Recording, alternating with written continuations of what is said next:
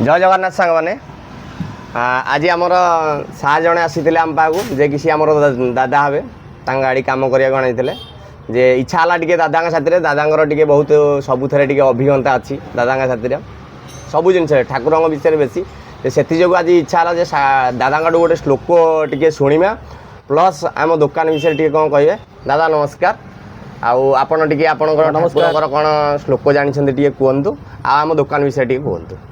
शांतकारं भुजगशयनं पद्मनाभं सुरेशं विश्वाधारं गगनसदृशं मेघं वर्णं शुभंगं लक्ष्मीकान्तं कमलनयनं योगिभिद्यानगम्यं वन्दे विष्णु भवभयहरं सर्वलोकैकनाथः। आज मुझे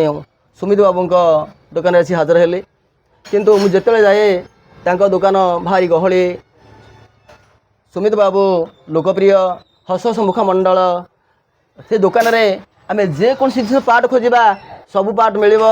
समस्त को निजर बोली भावी था निजर बंधु सब सदृश हस हस भाव कथा कही था तेणु एभली बड़मार भितर एभली जड़े दोकानी एभली सुमित बाबू भाई जड़े व्यक्ति पाइपे ना तेणु से जगतर नाथ जगन्नाथ से माँ दक्षिण काली से छिन्नमस्ता से त्रिनाथ ठाकुर मंगल विधान करूँ से जगन्नाथ दुकान अधिक अधिकतर हो ये जगन्नाथ निकट निवेदन करुँच। जय हिंद रही जय जगन्नाथ।